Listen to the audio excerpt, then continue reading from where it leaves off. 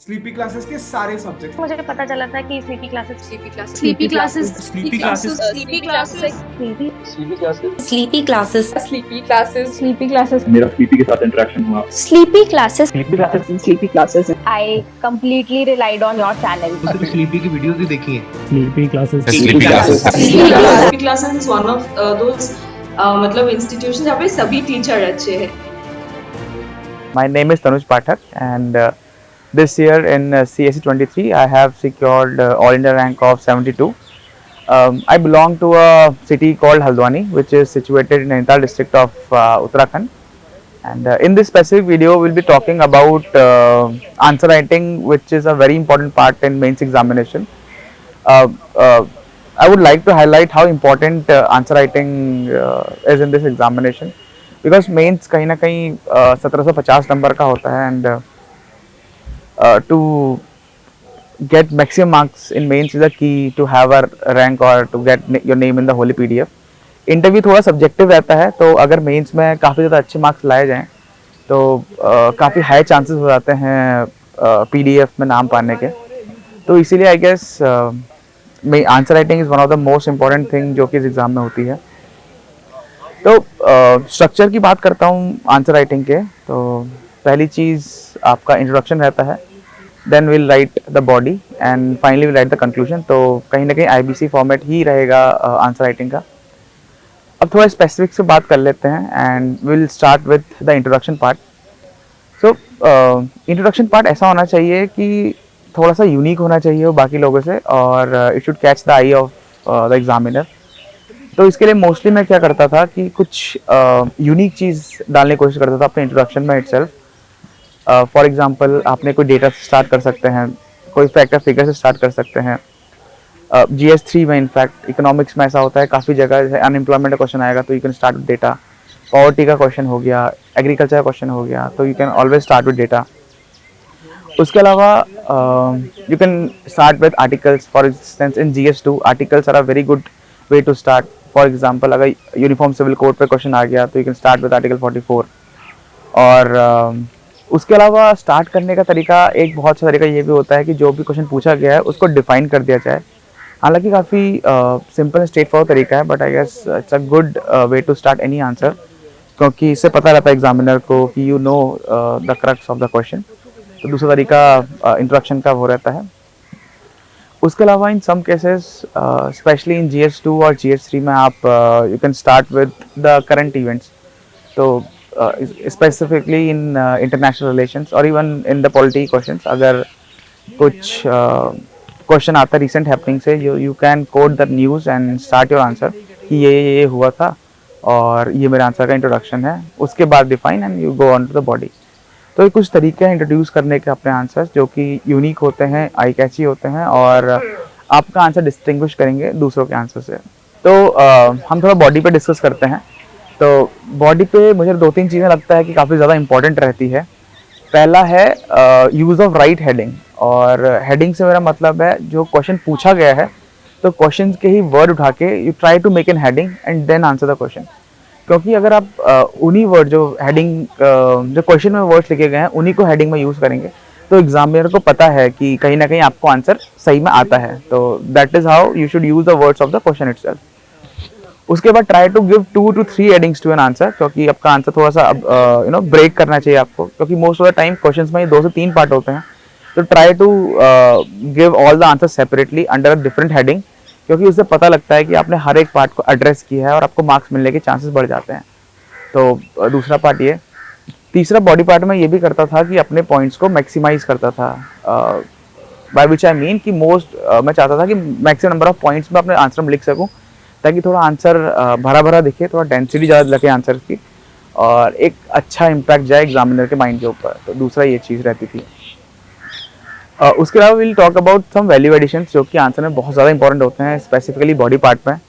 क्योंकि most of the students, मैं हूँ, आप हैं, हम सब लोग हैं, most of our sources almost similar रहती हैं.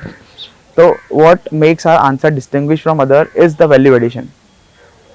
Bye value addition I mean will go paper GS by GS. तो GS1 में most of the time you have an ample scope of making diagrams, चाहे वो हिस्ट्री में हो, चाहे वो ज्योग्राफी में हो, तो इंडिया का मैप, वर्ल्ड का मैप बनाने का बहुत ज़्यादा हाई स्कोप रहता है। तो इनफैक्ट मुझे लगता है GS1 में 10 से 12 क्वेश्चंस ऐसे थे जहाँ पे मैं डायग्राम बना के आया था इंडिया का या वर्ल्ड का या कोई और फ्लो चार्ट वगैरह। तो you should look for diagrams in GS1। Similarly GS2 में अगर वैल्यू एडिशन की बात करूँ तो 2-3 चीज़ें हैं। सबसे पहला तो है हमारे कॉन्स्टिट्यूशन के आर्टिकल्स। जितना मैक्सिमम हो सके आप आर्टिकल्स लिखें। हर एक क्वेश्चन में try to include more and more articles, जितने आपको याद आ रहे हैं you should include. Secondly the thing that you should include is the supreme court cases. मैंने इस बार ट्राई किया था कि हर क्वेश्चन में जहाँ पे पॉसिबल हो नंबर ऑफ सुप्रीम कोर्ट्स में बढ़ाऊँ अपने आंसर्स में। तो आई थिंक कहीं ना कहीं वो रिवॉर्ड किया मुझे। तो you should try to increase the number of supreme court cases that you are quoting in your answers. उसके अलावा you can quote from various reports, चाहे वो इंटरनेशनल इंडेक्सेस हो या फिर मिनिस्ट्रीज की रिपोर्ट आती है हमारी गवर्नमेंट की, उसको कोट करने की कोशिश करें। बहुत ज़्यादा इंपॉर्टेंट है वो चीज़ कोट करना GS2 में।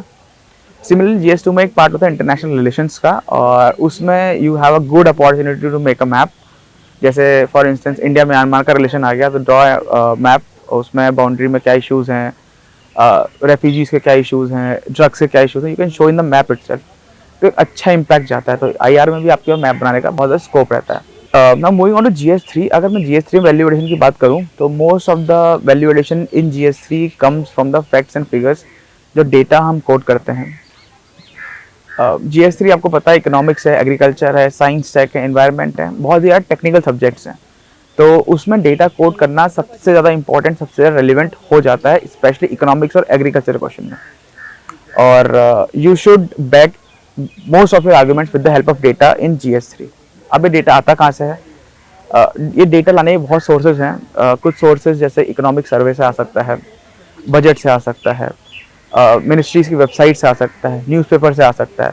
तो keep an eye for data which is relevant to the syllabus, which is relevant to the mains questions. वो डेटा को आप ध्यान में रखें, उन डेटा को एक्सट्रैक्ट करके अपने नोट्स में लिखें ताकि आप इजीली उसको लिख पाएँ मेंस के एग्जाम में। तो data is one thing that will fetch you more and more marks in GS3। उसके बाद अगर मैं GS4 का वैल्यू एडिशन की बात करता हूँ तो GS4 में कुछ स्पेसिफिक चीज़ें होती है वैल्यूएट करने के लिए। सबसे ज़्यादा इंपॉर्टेंट चीज़ होती है एग्जाम्पल्स ऑफ ब्यूरोक्रेट्स, जिन्होंने गुड लीडरशिप शो करी है, जिन्होंने गुड वैल्यूज शो करी हैं अपने वर्क में, उनका एग्जाम्पल देना, पॉलिटिकल लीडर्स का एग्जाम्पल देना, स्पोर्ट्समैन का एग्जाम्पल देना, या इनफैक्ट हमारी मैथोलॉजी से कोट करना कुछ इंपॉर्टेंट वैल्यूज़, कुछ अच्छी वैल्यूज़, कुछ कैरेक्टर्स ने शो करी है। तो you should richly include these examples in your GS4 answers. उसके अलावा GS4 आंसर्स में you can use quotes, make a list of 50-60 quotes जो डिफरेंट वैल्यूज़ को पर्टेन करते हैं। जैसे इंटीग्रिटी के लिए कोई एक कोट हो गया, लीडरशिप के लिए कोई कोट है, ऑनेस्टी के लिए कोई कोट है, ऑब्जेक्टिविटी के लिए कोट है। तो have a list of around 50-60 quotes जो कि आप एग्जाम में डायरेक्टली यूज़ कर सकें। उससे भी आपके नंबर बढ़ने के काफ़ी हाई चांसेस आते हैं। उसके अलावा GS4 में यू कैन ऑल्सो कोट हमारे कॉन्स्टिट्यूशन के articles, supreme court cases, reports, ministries की रिपोर्ट। तो GS4 में आप ये सब चीज़ें वैल्यूएट कर सकते हैं। वैल्यू एडिशन इसीलिए इंपॉर्टेंट है क्योंकि अगर आपको एक नंबर हर एक आंसर में ज़्यादा चाहिए तो that will come from value addition itself. और एक नंबर बढ़ के जब क्यूमुलेटिव होता है तो 20 नंबर बढ़ते हैं एक पेपर में, और अगर हम 7 पेपर में बोलूँ तो कहीं ना कहीं 100 से 140 नंबर बढ़ने की संभावना आपको देखने को मिलती है। तो इसलिए वैल्यू एडिशन मुझे लगता है कि बहुत ज़्यादा इंपॉर्टेंट है। और आजकल एग्ज़ाम में बहुत ज़्यादा कंपटीशन बढ़ गया है, आंसर राइटिंग में बहुत ज़्यादा कंपटीशन बढ़ गया है। हर एक स्टूडेंट ये कोशिश करता है कि अपने आंसर को रिचली डेकोरेट करे वैल्यू एडिशन के साथ, डेटा के साथ, फैक्ट के साथ, डायग्राम्स के साथ। तो you should try to inculcate all these value additions in your answers ताकि मैक्सिमम मार्क्स आपको गेन हो सकें। उसके बाद will talk about conclusion. Intro हो गया, बॉडी हो गया, conclusion, will move towards conclusion. मुझे फील होता है conclusion is one of the most important part of your answer. Why? क्योंकि जो एग्जामिनर मार्क्स दे रहा है वो आपके कंक्लूजन पढ़ के ही दे रहा है।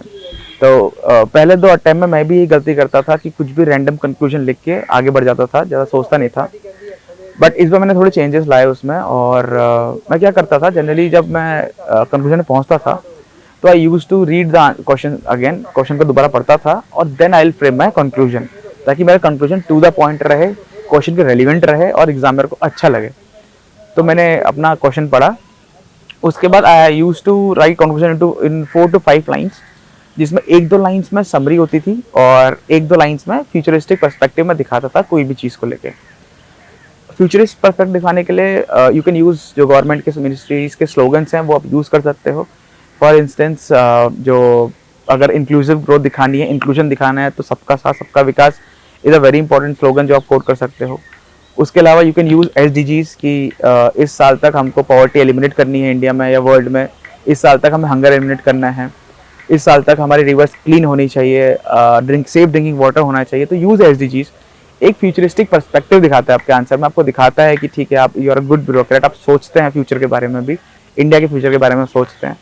तो try to end your answer in a futuristic perspective. ठीक है, जहाँ पॉसिबल नहीं है वहाँ आप समरी लिख के छोड़ सकते हैं, बट जहाँ पॉसिबल है try to give a good perspective, try to sell you, अपनी क्वालिटीज़ दिखाओ कि हाँ भाई मैं फ्यूचर का सोचता हूँ या सोचती हूँ और मैं ये कर सकता हूँ. तो कहीं ना कहीं आपको आधा एक नंबर एक्स्ट्रा फेच करके ही जाएगा, जो कि आई गेस ओवरऑल आपको स्कोर को बूस्ट करने में बहुत बहुत ज़्यादा हेल्प करेगा.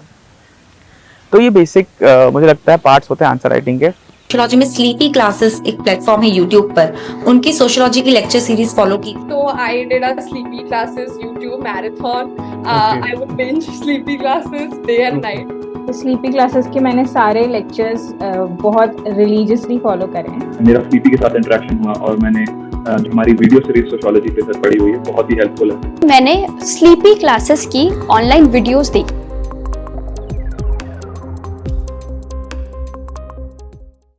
Now we'll talk about practicing answer writing. Answer writing practice करना बहुत ज़्यादा इंपॉर्टेंट है. वो बोलते हैं कि Rome was not built in a day. Answer writing भी एक दिन में पॉसिबल नहीं है. It's a slow and gradual process. धीरे धीरे ही आप इंक्रीज करते हैं. तो मैं ये बोलूँगा कि जब आपका 3 से 4 महीने आपके स्टडीज़ में हो जाएं, आप एक बेसिक चीज़ आप अंडरस्टैंड कर लें कि हाँ भाई एग्ज़ाम में ये आता है, ये सिलेबस है, ये पढ़ चुका हूँ मैं, ये पढ़ चुकी हूँ. उसके बाद then try to start writing answer. अब 2 तरीके हो सकते हैं, या तो आप कोई टेस्ट सीरीज ले सकते हैं मार्केट से, उसके आंसर लिखना चालू कर सकते हैं और चेक कर सकते हैं. अदरवाइज कोई आप मेंटोर, आपका जो कोई मेंटोर है उसको आंसर लिख के भेज सकते हैं, उससे चेक करा के आप इम्प्रूव कर सकते हैं. और तीसरा एक तरीका होता है, जैसे आपने टॉपर्स की आंसर कॉपी ली, जो उन्होंने आंसर लिखा है आपने वही आंसर लिखा और फिर दोनों आंसर को मैच किया और देखा कि कितना ज़्यादा अंतर पड़ रहा है आपका इस आंसर और इस आंसर में. तो जब आप देखेंगे कि हाँ भाई इन क्वेश्चन में इतना डिफरेंस है, तो you will automatically increase step by step. ये चीज़ें हैं. और आंसर राइटिंग में मुझे लगता है कि रोल ऑफ मेंटर बहुत ज़्यादा इंपॉर्टेंट हो जाता है, क्योंकि ये एक ऐसी चीज़ है कि कई बार हमको अपनी मिस्टेक्स नहीं दिखती है और जो कि दूसरे को जो एक्सपीरियंस है उसको दिखती है. तो लकीली इस बार 2 साल से आई डोंट हैव बहुत सारे मेंटर्स, बट लकीली इस बार मैं सचिन जैन सर हैं जो इंश्योर IAS वाले हैं, तो मैंने उनकी काफ़ी ज़्यादा हेल्प ली इस बार अपने आंसर को सुधार करने में. तो मेंटर्स बहुत ज़्यादा इंपॉर्टेंट हो जाते हैं. जैसे मैं क्या गलतियां करता था, कैसे अपने आंसर को छोटे फॉर्म में लिख सकूं, उन्होंने काफ़ी ज़्यादा हेल्प करी. मैप्स, फ्लो चार्ट्स को कैसे इंक्लूड कर सकता हूं मैं अपने आंसर्स में, वो मैं बहुत ज़्यादा हेल्प करते थे. किस टॉपर कॉपी को रिकमेंड देखना चाहिए कि आपके आंसर इंप्रूव हो सकें, उसकी बहुत ज़्यादा हेल्प करी. तो इस वजह से बहुत ज़्यादा इंपॉर्टेंट हो जाता है मेंटर का रोल. और जैसे कुछ मेंटर्स ऐसे होते हैं जैसे जो खुद या तो क्रैक कर चुके हों UPSC या फिर जिन्होंने इंटरव्यूज़ दिए हों एटलीस्ट. तो ऐसे मेंटर्स ढूंढिए जो एग्ज़ाम खुद क्रैक कर चुके हैं या फिर जिन्होंने इंटरव्यूज़ दिए, क्योंकि उनको थोड़ा आइडिया रहता है कि चीज़ों के बारे में. तो I would thank Sachin Jain sir and his team of ensure IAS for helping me throughout this journey, specially mains answer writing की. और आई थिंक मुझे यही कहना था इस वीडियो में कि आंसर राइटिंग कैसे करते हैं, क्यों ज़्यादा इंपॉर्टेंट होती है, उसका स्ट्रक्चर क्या होता है, वैल्यू एडिशन कैसे हो सकते हैं और कंक्लूजन क्या इंपॉर्टेंट है. और मुझे लगता है मैंने अपनी सारी बात कही दी है. और यही बोलूँगा कि प्रैक्टिस करते रहिएगा आंसर राइटिंग की. जितना ज़्यादा प्रैक्टिस करेंगे उतना ज़्यादा इम्प्रूव होगा आपका मार्क्स में आंसर राइटिंग. और कहीं ना कहीं अगर 1750 में you are able to score 800 above number in mains, तो ये तो शॉर्ट है कि आपका नाम लिस्ट में होगा. और आपने बहुत प्रैक्टिस करी है and you reach 820 830, then highly probable you will get IAS as a service. इसलिए आंसर राइटिंग बहुत ज़्यादा इंपॉर्टेंट है. प्लीज़ प्रैक्टिस राइटिंग आंसर्स, उसको चेक कराइए मेंटर्स से, खुद को इम्प्रूव करिए. And I hope you all get through one day. Thank you so much.